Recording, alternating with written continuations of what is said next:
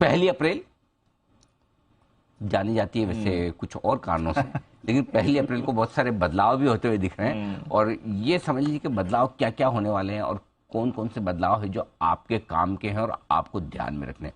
तो हम इसको एक काम करते हैं, दो टुकड़ों में कर देते हैं। पहले तो वो बदलाव जो मार्केट से रिलेटेड है, तो पहले मार्केट में क्या क्या बदलने वाला है जरा वो समझ लिया जाए।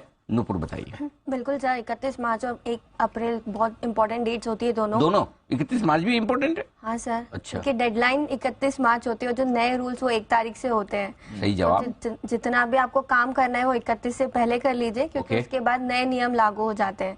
तो सबसे पहले मार्केट से जुड़े मैं अपडेट्स बता देती हूँ। जहाँ पे जो म्यूचुअल फंड में अगर आपको नॉमिनेशन देना है, क्योंकि उसकी डेडलाइन 31 मार्च है, म्यूचुअल फंड में अगर आप नॉमिनी का फॉर्म नहीं भरते तो आपका अकाउंट, आपका जो फोलियो अकाउंट है वो फ्रीज हो जाएगा। वहाँ पे आप कोई ट्रांजैक्शन नहीं कर पाएंगे, आप यूनिट्स नहीं बेच पाएंगे।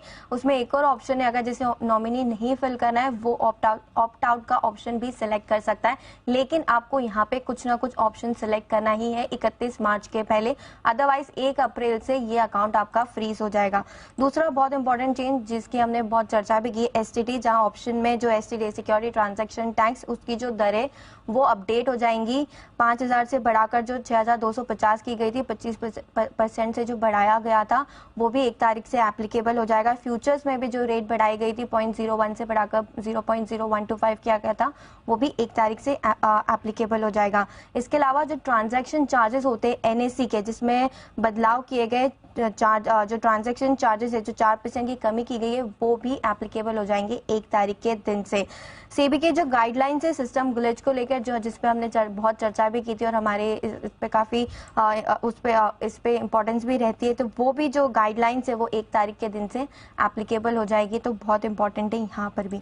ऑटो इंडस्ट्री में भी काफी सारे बदलाव होने वाले। 1 तारीख से भारत एनसीपीए लागू हो जाएगा, जहाँ पे जो रेटिंग बेस्ड सेफ्टी असेसमेंट होते हैं इंडियन कार्स के काफी सारे पैरामीटर्स पर, तो ये एक इम्पॉर्टेंट है कार मैन्युफैक्चरर्स के, जिस पे उनकी नजर रहने वाली है। BS6 के नॉर्म्स का जो फेज 2 वर्जन है वो भी 1 तारीख से लागू हो जाएगा। इसके अलावा 15 साल पुरानी गाड़ियों का जो केंद्र और राज्य सरकार है वो स्क्रैप कर देगी 1 तारीख से, तो ये भी एक इम्पॉर्टेंट ट्रिगर पॉइंट है। और ईवी मैन्युफैक्चरिंग के लिए काफी इंपॉर्टेंट है, क्योंकि अगर उन्हें PLI के तहत सब्सिडी लेनी है तो सारे सेफ्टी प्रोटोकॉल्स को पूरा करना होगा और ये कंपलसरी टेस्ट होंगे। 1 तारीख के बाद से ये भी एप्लीकेबल हो जाएंगे। गैस प्राइसेस की बात करें तो जितने भी बदलाव होने वाले वो 1 तारीख से शुरू हो जाएंगे। इसके अलावा अगर आप बोर्ड के मेंबर है या किसी कंपनी में बोर्ड सीट है आपके पास, तो हर 5 साल में आपको AGM में अपनी सीट को अप्रूवल लेना होगा, क्योंकि अब परमानेंट सीट का कॉन्सेप्ट खत्म हो जाएगा 1 तारीख के बाद।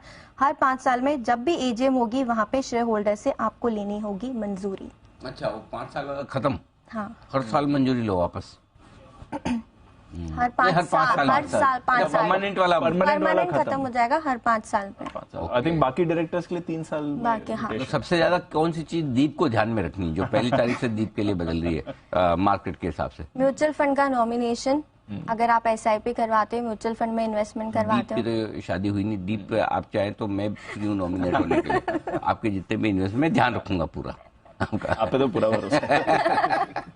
भाइयों, जिन जिन लोगों के नॉमिनेशन नहीं हुए म्यूचुअल फंड्स में, प्लीज नॉमिनेशन कर लीजिए। नॉमिनेशन नहीं करेंगे तो आप 1 अप्रैल से रिडम्पशन भी नहीं कर पाएंगे और नई एप्लीकेशन भी नहीं दे पाएंगे, बराबर? ट्रांजैक्शन भी नहीं हो पाएगा, मतलब न आप नया खरीद पाएंगे न पुराना बेच पाएंगे। फ्रीज करना जरूरी है। बस। वो तो अच्छा, वो पैन आधार भी लिंक होने वाला था, वो 3 महीने टल गया, 6 महीने टल गया। अब सितंबर हो गई इसकी डेट, 30 सितंबर हो गई ना। डीमेट अकाउंट डीमेट अकाउंट की, हाँ सॉरी, डीमेट अकाउंट पैन आधार तो है, पैन आधार की तो 31 मार्च है। डीमेट अकाउंट का नॉमिनेशन वो ये सितंबर तक हो गया, सितंबर तक चल गया है। ये जरूर चल गया। डीमेट अकाउंट को में भी आपको नॉमिनेशन करना जरूरी है। वो थोड़ा टल गया, तो आप कहीं कंफ्यूज ना हो जाए लाइफ में कि डीमेट का नॉमिनेशन टला है, म्यूचुअल फंड का नहीं। यहाँ पे तो आपको नॉमिनेशन करना ही करना है। और किसी को अगर नॉमिनेशन के लिए कोई उपयुक्त नहीं मिल रहा हो तो बहुत सारे लोग वॉलंटरली ये सर्विस देने को तैयार हैं। ओके, और भी कुछ आइए, ये तो मार्केट के बदलाव थे। मार्केट